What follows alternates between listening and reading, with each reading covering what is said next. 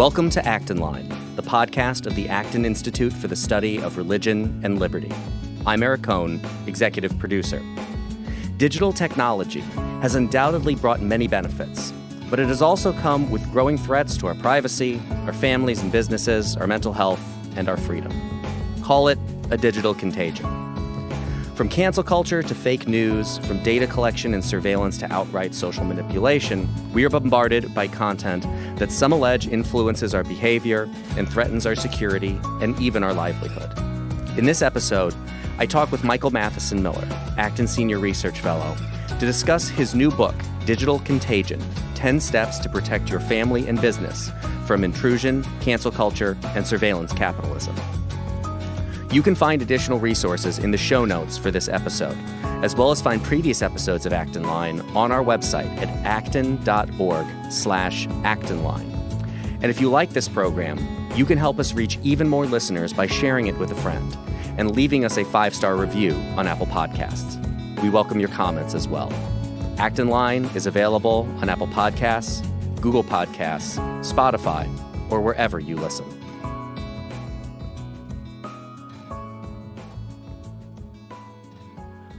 Michael Matheson Miller is Senior Research Fellow at the Acton Institute.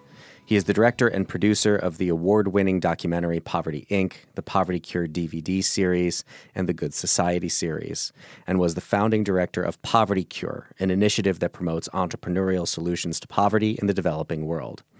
He is the host of the Moral Imagination podcast and is a distinguished fellow at the Birch School of Business at the Catholic University of America.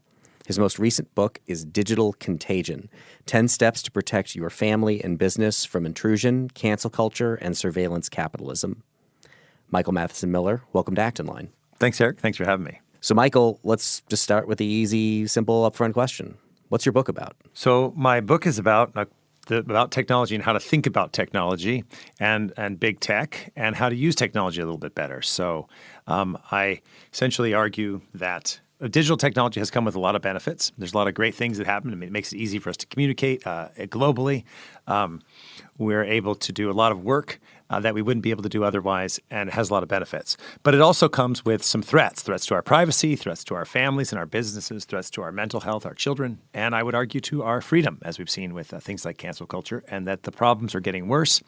And so there's a lot of discussions about how to handle big tech. You know, do we need to reform Section 230? Do we need to put different rule of law? Do we need to do antitrust? And there's all these questions, and there's a lot of interesting debates around that.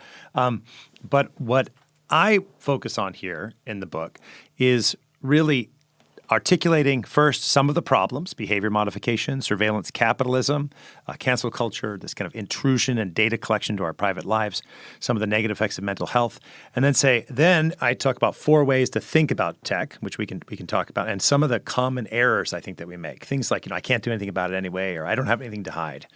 And then I go through 10 steps that we can do right now to limit some of our exposure to big tech. Now, it's not a perfect solution. There's no perfect solution, I think, in digital technology. But I go through those 10 steps of things we can do right now in our own families, with our small businesses, to help, in a sense, create some space for us to think clearly. And in the final chapter, I talk about what I call the Tocqueville option, which has to do with really thinking about technology and associations, and that we live in this time of big state, big culture, big tech, big education, and that we need to create associations where we can flourish, but that we can't build those associations on hyper-centralized technology that can shut us off or deplatform us. And so that there needs to be, in a sense, innovation both in society and also innovation in technology. But the main theme of the book is just how to think about technology, and then 10 steps we can do right now to instead of just waiting for some time in the future when things get fixed for us, things we can do right now. When you say big tech, what do you mean by that? Well, I think generally hyper-centralized technology. So Google, for example, Facebook and Instagram is owned by Facebook and Twitter as well. But essentially the technology, not just those big companies, but the way where digital technology based on free services take incredible amounts of our data, our always intruding onto our lives, right, our digital lives, using that data then to sell it to advertisers or to other companies, and also use it for themselves to be able to, in a sense, direct content to us, some of which is great, but some of which I think a lot of people entered into digital technology under the assumptions of a pre-digital world. And so didn't realize, sometimes we realize, like you're on Amazon, you have your name, it's signed up, you're buying books, you're getting recommendations. It's really clear they're looking at your buying history and they're telling you what to do. But I think when people signed up for things like free Gmail, they didn't realize how much Google was going to use our information, not only to sell us things, but also to sell to other people and to engage in really just kind of making our whole life transaction. And so what I mean by big tech is not simply like the big firms, but I also mean a centralized approach to digital technology where, in a sense, our own private lives and associations have been pierced, and that everything is, in a sense, made open to the world, and that it also makes us very fragile. So, for example, if you have a small business and you use Facebook as your primary means of advertising, which a lot of people did. Facebook's very, very helpful for growing businesses.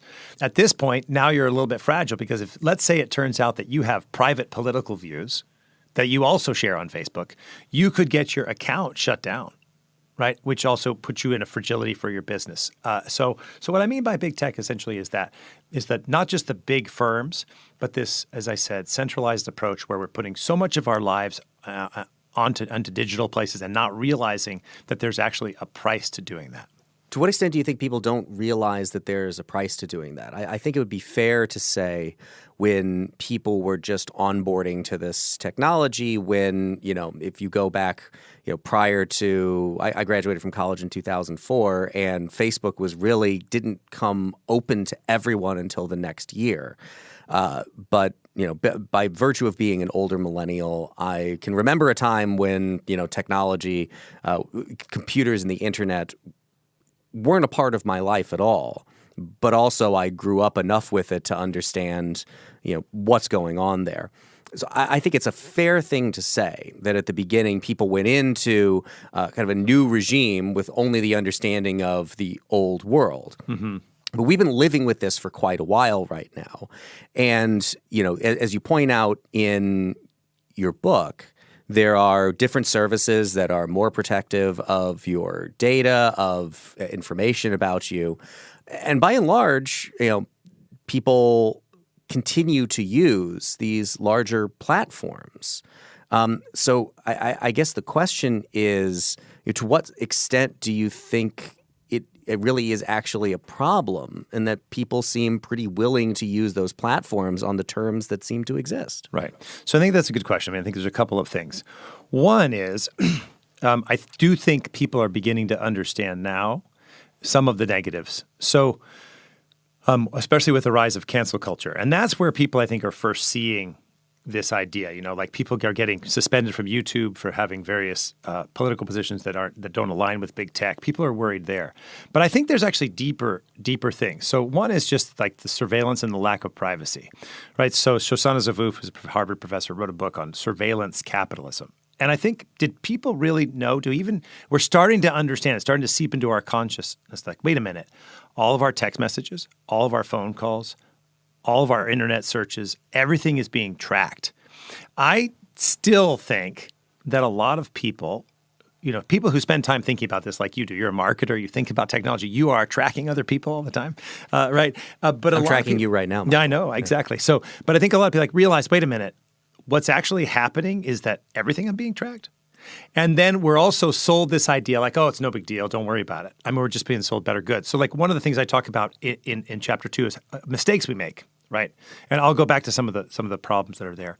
But one of the mistakes is, how is this different from advertising in the past, right? Well, it's very different. Right. So now advertising is not new. Propaganda is not new. But when you looked at a newspaper or a billboard, it wasn't watching you.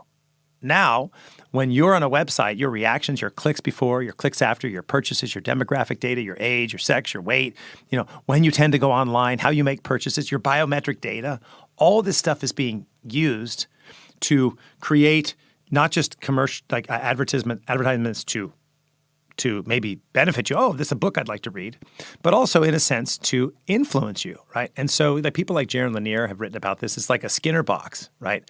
And Lanier tells a story that I think is a good one. And so let me talk about the Skinner box. This is like Pavlov's dog, right? Like you're actually being manipulated through online collection of data, which gives you a lot of information about the person, and then that can be used in a sense to influence you. And so Norbert Wiener, and Lanier tells this story, Jaron Lanier, in his talks, and I think he talks about it in 10 Arguments to Delete Your Social Media Accounts Right Away, that Norbert Wiener was an earlier developer of artificial intelligence, and he coined the term cybernetics. And he wrote this book in 1954 called The Human Use of Human Beings. Right, cybernetics and society. And he said, cybernetics is the scientific study of control and communication in the animal and the machine. And he was pretty optimistic about tech, of course, but he worried that, there would be possible negatives of behavior modification. But he said, you know what, it's really not going to be a big problem, right? Lanier tells the story. It's good. I've actually told this story too, Eric, giving a talk. But I want to credit Lanier. It's his story we don't really have to worry about being behavior modified because in order for us to really be behavior modified, we would have to be constantly attached to a behavior modification device, right? And then you hold up your iPhone and you realize we are constantly attached to a behavior modification device. So I think realizing actually what's taking place, I mean, yes, you may be, as a marketer and somebody who uses technology, a little bit ahead of the game, but I think a lot of people are now starting to realize that, and some people still not fully aware of actually what's taking place. And we've seen, recently some reports just in the last month or so from the Wall Street Journal on the negative effect of TikTok on teenagers. We've seen some of the work by Jean Twenge, I think is how you pronounce her last name. She wrote a book called iGen, and also about narcissism, on the effect of digital technology on the emotional lives of teenagers. And then George Gilder, who actually is not so worried about a lot of the things I'm worried about. George Gilder also talks about just the lack of security and the lack of privacy with our data, right? And how this centralized technology is going. So I think that in one sense, we know a little bit more than we used to. But still, when you signed up for a Gmail account, did you really think, wait, they're going to read all my email? They're going to take that data. If I have a Google Dropbox, I can actually be, can be looked at, and it can be scanned for through artificial intelligence, and then it can be used. I could even be shut down if I hold opinions that aren't, kosher with big tech. And I think the last thing I want to say around that. So I think yes, people are starting to realize it more, but still not enough, and that's one of the reasons I wrote the book. And Another thing is, the way big tech and the way digital technology, not big tech, I'm sorry, the way digital technology was sold to us was this amazing tool of liberation. It was going to free us. We're going to have, and a lot of libertarians were like, it's going to completely free us. But we didn't think about, well, actually, big corporations and the state can use all this data against you. And one of the things I also talk about in the book of how to think about it, sometimes, especially people who are libertarian leaning, say, I don't care whether companies take my data. I just don't want the state to take my data. I say, sure, except that's just the state outsourcing it from a company to a company, because if the company has taken all your data and collected it, then the state can get it. And so I think we do need to be worried that all of our information has been collected by us and is used by and can be used against us if, for example, a company wants to try to behavior modify us, or if the regime wants to use it against us. On your last point there, that's a problem with the orientation and the size and scope of the state, Absolutely. Isn't? Because you could go back to a pre-big tech era, a pre-online and internet era, and there's a whole lot of information that you would be providing to private companies if you were seeking a mortgage or a loan that have to do with your financial transactions. We're seeing this as part of an argument over whether or not the IRS should be granted the ability to review transactions over $600. That's a problem with the orientation of the state and the power that we've given it. Because I don't think you would make a similar argument to say that, well, it was a bad idea that we were giving as much information over to companies pre-big tech era in order to get a loan or to participate in multiple different kinds of commerce. The problem is not on the information side. It is on the size and scope and power of the state side, right? No, I think it's on both. So I think that you give a good example. So first of all, yes. So let me say first on the state side. I mean, that's my worry. So what I share with, say, a libertarian who would say, that's not a big deal. I'm just worried the state gets it. Now, I'm worried that the state gets it too. And that's why I don't want private companies to just be able to take all of our data without us being aware of it. And now, of course, there's terms and conditions that even the Supreme Court, Justice of Supreme Court, John Roberts, who's Chief Justice, said, like, look, nobody can understand the details there of what you're actually giving away. So yes, the state, of course, is my bigger worry than corporations, to be sure.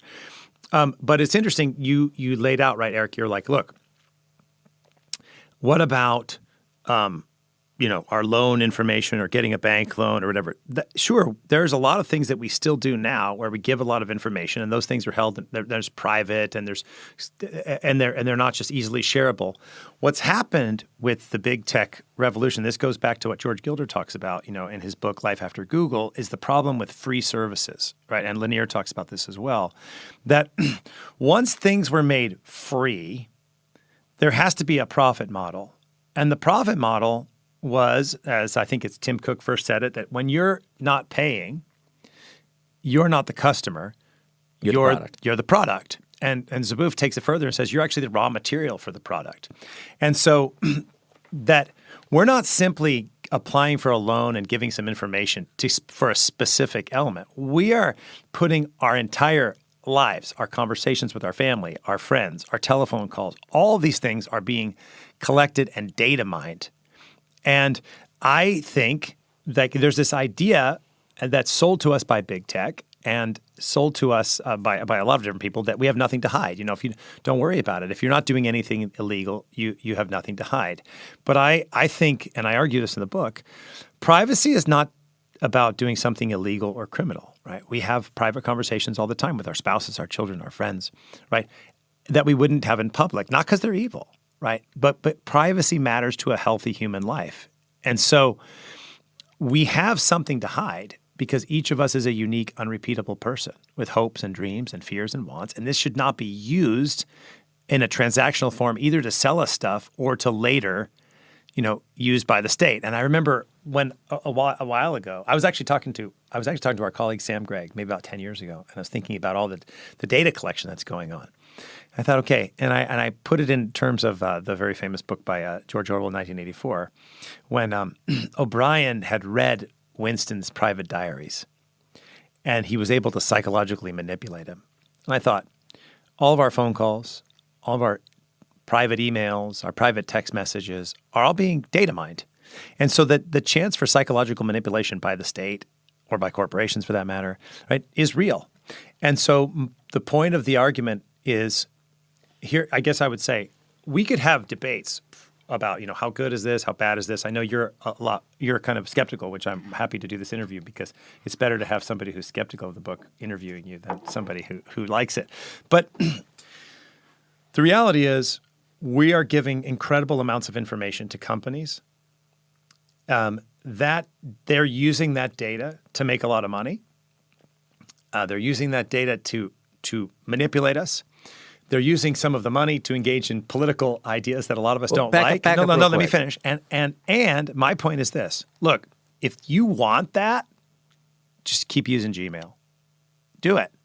But my point is, if you don't want that, if you're bothered by it, if you're sensing, man, something's wrong here, and I don't like what's happening, there's two ways we can think about it. We can wait for long-term political and economic reform. We can wait for trust busting, or we can wait for reform of Section 230, or we can wait for, some crony capitalist regime where Facebook writes the regulations. Or we can say, well, I can't solve the problem perfectly, right? And we can talk about how I talk about it. It's not, don't think of it as an apocalypse, right? Just think of it as a bad storm. And here's 10 things you can do right now to at least minimize what you're giving and create a little bit of space of privacy around you. And that's where the book is focused. Back up to one of the things you said there, that they're using this information to manipulate us. What do you mean by that? Well, what I mean is, when you think about, say, how desire works and how ads work, I'm just saying, we all want to buy things and we all want things. Okay, and what I'm saying, there's different kinds of manipulation. There's debates on like how much manipulation takes place with like political manipulation or getting you to think in certain ways. Somebody was telling me the other day, if you start to Google, it's like, what was the example they gave me? Like, can a man, and then it auto-fills through artificial intelligence, have a baby, right? Can men get married? Like whatever. So there's sometimes they're actually using. Can you Google it? Because that was an example that they gave me. I'm trying somebody gave me. He said, here, Google and see what happens. Like, can a man have a baby? And so you actually have children who are online and all this information coming from, say, leftist politics and the new anthropology of the person is being fed to people through Instagram accounts. Right. So the Wall Street Journal did a story on how TikTok serves up drugs and sex to minors. They set up accounts that you can read about it, and we can put a link in the show notes to this. And I had linked to it in my book. How they set up accounts of 13-year-olds and went in regular ways, et cetera, and noticed how all of the content goes into like pornography, into sex and drugs and a host of other things. Well, that's manipulation. That's using technology to bring people manipulated. I mean, when you're a 14, 15-year-old boy and you're online, pornography is a very expensive, lucrative business. People want to get those 15-year-old boys into pornography. And so you there's ways to do that. YouTube uses the algorithms of what you're watching to give you recommended videos, right? So there's a lot of things going on that especially young people, but adults. I'm an adult. I'm 52 years old. And the facts are you're sitting there, you're on Twitter, you're on YouTube. You're making a free decision to go on there. All right. So, I give this talk at Acton University about the Christian anthropology, and human beings are free and we have will. So I'm not denying that we don't have a will, but I am saying that I think we're unaware of the power of how digital technology, using the data that they've collected, can actually keep us engaged and direct us towards different ways of thinking. And a lot of times people will say, "Oh, well, are you talking about like nationalist right?" I'm not talking about that. I mean, that happens too, and far left, that happens too. I'm just talking about, generally speaking, a way of being engaged with the world, which is not a neutral position, where we're using technology constantly, and that technology is shaping us. It's shaping our wants, it's shaping our desires, it's shaping our beliefs, and it's also desensitizing us to evil. And so we're being shaped by it. Now, are you also being shaped by television? Sure. That's why you shouldn't watch a lot of television, okay? And so I think a lot of times people say, well, how is this different from things in the past? Well, in one sense, it's not, okay? So you need to stay away from bad stuff, right? Period. In another sense, it's because it's using data that it's collected about you, right? I mean, I'm saying artificial intelligence and people who are making the algorithms and writing the algorithms, and I talk about this in more detail. But digital technology is what I mean by it. Because digital technology is even more than television, because it's actually getting information about you. It's directing you towards certain ways, and that's manipulation. Now, does it mean it should be illegal? That's not what I talk about in the book. What I talk about in the book is, do you want to be manipulated by digital tech? You're going to be manipulated. You're going to be deeply influenced by it. So my point is, if you don't, here's some things you can do to limit your exposure. So I mean, let me put it this way: since you're a critic, and we're colleagues, do you think we're not being influenced by digital technology? Do you think, like, when you go onto YouTube, like your data isn't being used to have you watch certain things? Do you think that the data that's collected on you and the advertisements you get they're just random? Well, they're certainly not random, but from the point of view of a marketer, I would say my answer to that question would be, I wish it were as easy as you're describing it, because I can tell you from experience of running advertising, of creating advertising, of utilizing. So Facebook is probably the most robust platform that exists out there in terms of, you can select different categories of users of Facebook in order to serve up ads to all of them. I wish it were that easy. It is just not that easy. Part of it is still coming up with good creative. Yep. It is still the old process of advertising, of coming up with compelling creative, something that moves people, something that appeals to really an emotional center in people to get them to potentially take an action that you're desiring that they take. You can have the opinion that in that sense all marketing is manipulation. There are people who have that opinion. I just think that is a little overly categorically declarative there to say all advertising is manipulation. People do like to be made aware of things that might be a benefit to them. And through the means of marketing and advertising that we have now, we have an ability to serve up things that have a greater likelihood of being of interest to them. I noticed when you asked the question, you changed the terminology, which is influence people. So I would say I wouldn't particularly disagree with that part of the idea would be to, at least from a marketing and advertising perspective, to influence people. I think with regard to things like algorithms and what it is going to serve up to you next, they're trying to show you things that you might be interested in watching. If you're watching one YouTube video and it's I was watching one for a recipe that I made for dinner last night, and it's showing me other cooking shows. It would be bizarre and weird if it was showing me recommendations for, reviews of anime series or something that I have absolutely no interest in at all. I think unless we're going to elide over a difference between influence and manipulate, I think at least in people's common understanding, how to win friends and influence people. You're looking to influence people. There's a much more positive connotation to that. But how to win friends and manipulate people has an entirely different connotation to it. Okay, so I think two things. I think a couple of points. I'm not saying all marketing is bad, right? And I'm not saying that all influence is bad. I mean, this is what we're doing all the time, right? I mean, trying to influence people to think our way or to do something or sell them something. What I'm saying is that there's levels of influence that are working in ways beyond our understanding because we didn't fully understand what we were giving up when we signed up for free services. And so there's also, manipulation and bad influence. So for example, I just went to Google Chrome and I wrote, "Can a man?" And the first thing I got was "get pregnant." Okay. So is that influence? Is that manipulation? What is that? So what I'm saying is it's not like this goes back to, well, I would argue it is manipulation. I would argue that what's happening is we sometimes think of digital technology as neutral, which I write about in the book. That somehow it's just like there's digital technology and I write "can a man," right? So when you think "get pregnant," what's happening is if you're a child, teenager, and you're looking, can a man get pregnant? Oh, that's interesting. And then what does it say, right? They're going to take you to places where it says, yes, man can get pregnant, and there's different things, and there's chest feeding, and all these things like this.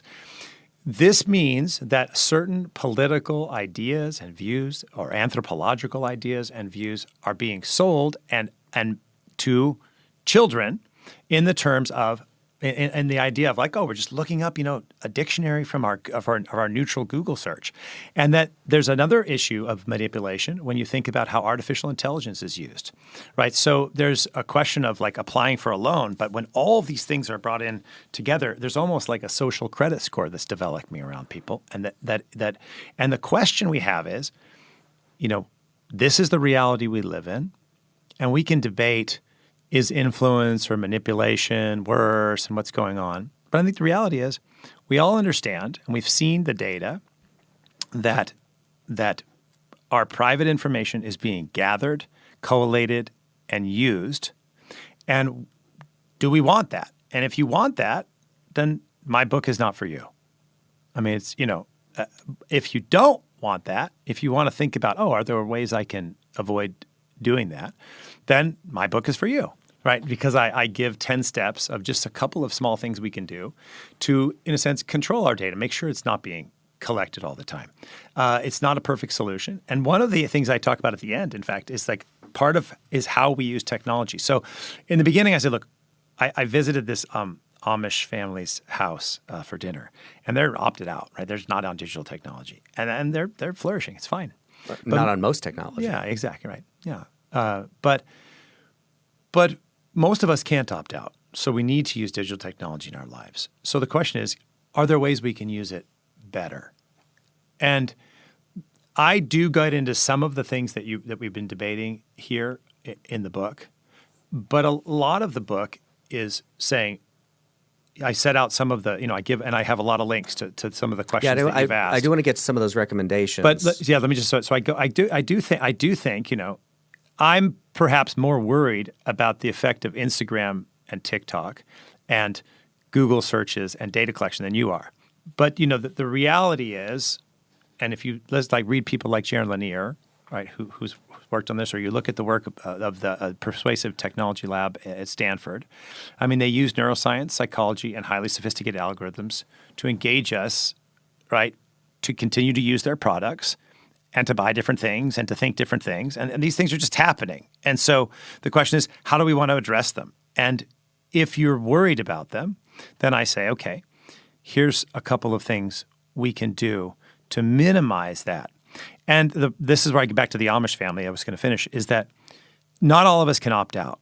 We need digital technology for our life, for our school, for work, for our children, et cetera. So how are we going to use it better? And that's what I'm trying to focus on here in this book. And I think, as I said, there are things we can do to, in a sense, reduce it. Some of them actually mean, to follow what Cal Newport talks about in his book, Digital Minimalism, is just to reduce our use of digital technology, right?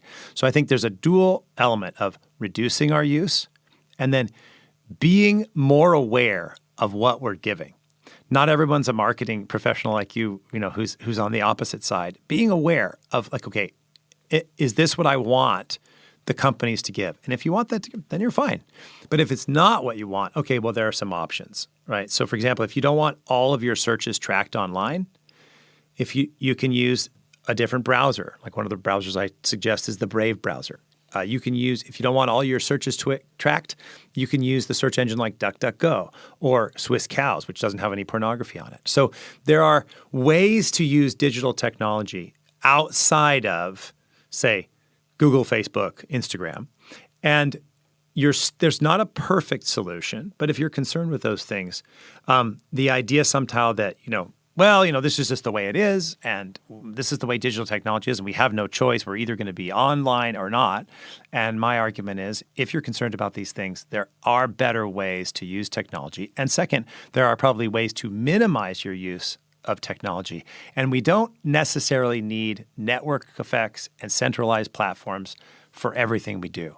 And that we can actually have decentralized technology and we can have minimal technology to solve a lot of the problems that we're kind of told that, there's immediate technological solution for everything. So that's really the focus of the book, and that's where but I do think it's important to lay out, and that's why I said these four areas of mistakes people make. One, they're like, well, things can't be that bad, and we don't want to appear paranoid. I would argue they're bad. You don't think so, but I think that they're very bad. I think we've seen it with cancel culture, but I think we're also seeing it just with the impact of some of the Wall Street Journal. I have a note here to go ask you a question about that. So just to note for posterity's sake, when you click on the Google search for "Can a man get pregnant?" I'll read you the top return. Yeah, tell me.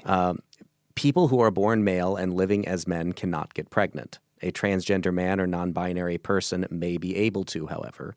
It is only possible for a person to be pregnant if they have a uterus, and continues on from there. Okay, so just for there you go. Noting what it says there. That's manipulates a transgender man. What does that mean? Right. I said at risk of turning this into a conversation about something other than all of that. But I think it is connected though, right? I mean, it's like a transgender man or non-binary person. That's right in the first result. Mm-hmm. Okay. The second result, medical news today, it says, the third, can men get pregnant? Healthline. Yes, it's possible for men to become pregnant and give birth to children of their own. So I would say that from trans dad, you can be a man and have a baby. So again, when you're a child and you're doing research on biology and you go and you look about who gets pregnant, right in the beginning, you're sold a transgender man. Does a transgender man? Let me ask the question here: what is the parental role in all of this? Right. Oh, very important. You were talking earlier about younger people being served up videos of drugs and pornography on TikTok. Talked about the influence that people are claiming that Instagram has, that it's making particularly teenage girls unhappier. I know you did an interview recently with Robbie Suave from Reason, where I think his point in reaction to that has merit, which is to say, if you were to survey both young, high school aged girls and boys about their feelings, like how does high school make you feel? Probably would be depressed. They would think that it sucks because that's just a almost universal experience of high school. So I suppose the question is, well, one, what is the parental role in all of this? That to avoid some of those things, that parents should be better engaged, in the same way that Robbie's experience was similar to my experience, which was I couldn't play video games all day long. There's a certain amount of time. I have I have children, and I monitor the limited amount of usage that we give them of technology. So there is a pronounced, to me, parental role there in all of that. And with regard to the Instagram question of what the effect that it has on teenage girls and all of that, and some of the other things you brought up, how much do you think that this is creating problems versus revealing problems, kind of endemic to our human nature, and not necessarily the cause of those problems? Okay, so a couple of things. It's good questions. So first of all, the parental role is super important. And in fact, that actually goes to partially why I'm writing this book, right? So it's 10 steps you can do to protect your family and your business and yourself from digital intrusion and surveillance capitalism. And so part of it is really for parents to read this book, right? So what Robbie Suave was talking about is he's worried about some of the reforms of Section 230 and that would actually make things worse for conservatives. He's worried about some of the breaking up of big tech. He thinks that antitrust policies maybe are not the best thing. He also, as you know, said, he's worried about some of the negative effects. So he's not denying the negative effects. So I think to be clear and fair to Robbie too, I think the central point of his argument would be this is a moral panic like we have seen moral panics before of people overreacting to things that shouldn't merit this kind of reaction. It's funny though, that's what other people, I moderated a debate with Josh Hammer and Carl Sabo, and Carl Sabo made this kind of point, everybody was worried that, television was bad. Everybody was worried that movies were bad. Everybody's worried that and isn't this just a new tool? Well, technology, there's two, I think, elements to address there. One is, people said, we're going to have some of these technologies and some of these kind of cultural things that people were writing about were worried. Well, they were partially right, Eric. Look at our culture right now. Look at marriage rates and divorce rates and depression and suicide and anxiety and family breakdown. And we have cultural problems. And so one of the weaknesses of Robbie's is people who are worried, it doesn't turn out to be a big deal. Well, maybe it's actually a bigger deal than we realized. So that's the first thing. That would take us down I guess I'm missing the causal big data. link there. Well, so the thing is, does the 68 kind of revolution and the sexual revolution, and then have an impact on us, right? Does rock and roll music desensitize us to certain things? These are big, deep questions one of the things you hear people saying is everybody's worried that, rock and roll would just create problems. Well, it did, right? Everybody's worried that television would just create problems. Well, it did. Television was used to desensitize us to a lot of evil. Television was used for political purposes. Television was used for how far back can you propaganda. trace the precursor technologies and the same kind of thing, yeah, right? Sure, so it's cars. The radio was used for all of this. Exactly. The printing press was used for all of this. Absolutely. So I don't assume you're making a pure Luddite argument here that we should smash all technology. Of course not. No, of course not. But I think you actually get to the point. So technology shapes us. It's not neutral. It's not simply a tool. So let's talk about cars, for example. I like cars. Okay, I drove one here. I don't think we should get rid of cars or smash cars. But the idea that a car is just neutral to society is false. Cars enabled the development of suburbs, right, and roads, and transformed neighborhoods, and transformed the way we work and the way we live, right? So, as you said, so did the printing press, so did the radio.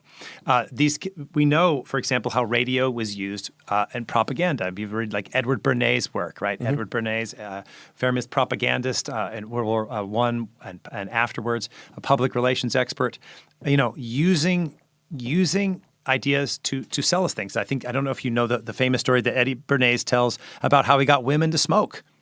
Okay, so women, he said, all right, he had a plan. The tobacco companies hired Edward Bernays to get women to smoke more, and so he said, okay. So he at a Easter parade, I think it was in New York in the 1920s, he got some debutantes to put cigarettes like right under their dress skirts, and at a certain time, he told them, lift up your skirts, take your cigarettes out, and start smoking. And so they all did. And he told the press, oh, there's going to be like a feminist protest here, like I think it's maybe women's suffrage. I forget all the details. And watch this. And they're calling it Torches for Liberty. Okay, and so the women smoked, and then they put smoking, and they placed it. They showed that video, and this became big news about women showing their rebellion. And he also got it placed in television and in movies, and this whole idea of getting people to smoke. And it was a sense of like female liberation from male dominance. Well, it was also just smoking. Tobacco companies wanted women to smoke, and it was kind of a taboo for women to smoke. So they were influenced/manipulated to get people to smoke. All right? These things are not new with digital technology. Okay, this was used in movies, it was used in radio, it was used in press. Propaganda is not new. But digital technology makes propaganda like it turns it up to 11, right?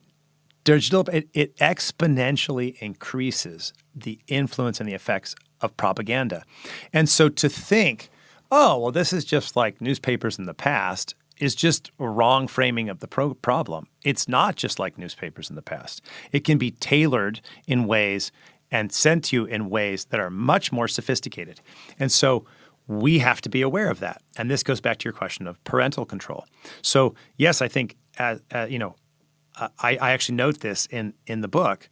Silicon Valley executives are very careful, at least some of them, allowing their children to have phones and access to digital technology because they know this stuff is very powerful. And that's one of the reasons I wrote the book, is to get people to think, and I have lots of links. I think I have 150 footnotes or something in the book, just showing you all of the different studies and different things. It's a popular, easy read, but I just put a lot of links there because we are now in a new digital technology that is shaping the way we see the world, shaping the way we engage the world. We've got Mark Zuckerberg with the new metaverse idea of moving us into virtual reality. This is going to have a profound effect on us. And either we're going to let the technology simply shape us and think it's like nothing in the past, or we can use the technology in ways where we take control, right? And that's so I'm glad you asked me about parental control. It's absolutely essential, I think, that we don't simply look to the state or to the technology companies to look out for our own good, but that we, as free individuals and families and churches and associations, we use our own agency to take some control of our digital lives back. And this is where I think it's important to study exactly what's happening and how it's happening, but then also do some of these basic actions so that we, in fact, can take control. In the time we have left, of course, we want people to buy your book, and they can get the full set of recommendations, the 10 steps that they can take. You had mentioned a couple different browsers.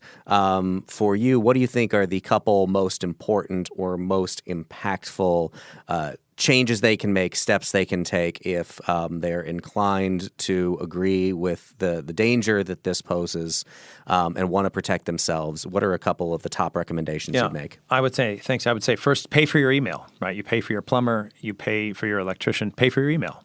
You can get like a service like Proton Mail, for example. It's like $50 a year. Proton's not the only one. There's a number of them. I list a couple of ones there. And they're using what's called a PGP, which is pretty good privacy, where the data is encrypted. When you're paying for your email, this goes to, I think there's also a question of commerce that relates to the Acton Institute here as well. When you pay for something, you're in a relationship of commutative justice of exchange, and it's not a deep, thick relationship like a marriage, okay, which is a covenant. It's a thin contractual relationship. But if I'm paying for something, then there's a mutual joint contractual responsibility. When you get something for free, you're in a sense at the, whatever the guy who's giving it to you for free is, he's in charge. And so I use this example, we talked about what you mentioned in my bio that I directed Poverty Inc. I mean, go look at what happens in poor countries when they're given free stuff. They lose agency. So I think first thing, pay for things. Don't avoid using free things, right? Another thing you can think about is using a virtual private network, what's called a VPN. It sounds like it's very complex. But you can get one at ExpressVPN or Proton VPN or Norton. There's different ones. And essentially, that's really important, I think, also if you're using any public Wi-Fi networks. It just masks your IP address so that your data is not being collected.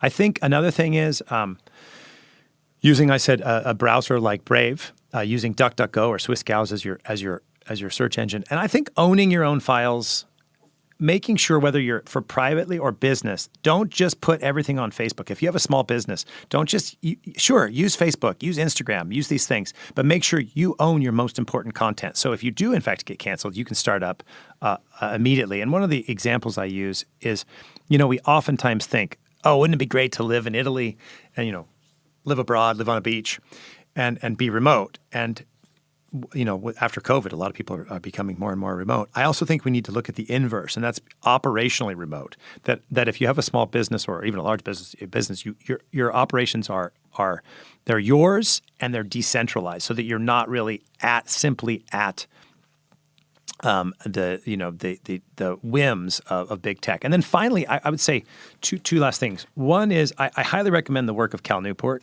He wrote a great book called Deep Work. I wish I would follow it more. I'd get more done. And then he wrote a book called Digital Minimalism. And here he, I think, is a way to think about how to use technology in a minimal way, right? That we're not always going to technology. And the last thing I want to say is maybe going back to some of the big, deeper questions about how to think about technology. And this is where I write about this in the book. Computer science is not a purely technical, empirical field that's divorced from political concerns or from an anthropological vision. Anthropology, the way we see the person, shapes the technology we make. And I think we've made the error of thinking of digital technology as somehow kind of like a neutral science.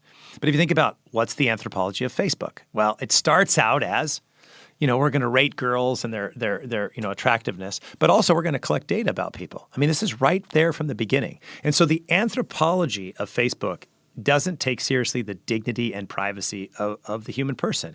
And I think, the way we use digital technology, we can think it's neutral. And the example I give is that to deny that digital technology has effect on us is like a teenager who says, well, I listen to music, but it doesn't affect me. Or I don't listen to the lyrics. It doesn't matter. The music is affecting you. You're a musician. You know that better than I do. The music is affecting you. The architecture is affecting you. A beautiful city is going to affect you in a way that an ugly city is not, right? Good technology is going to affect us in positive ways. Bad technology is going to affect us in negative ways. We have to be attentive to technology and don't simply think it's neutral.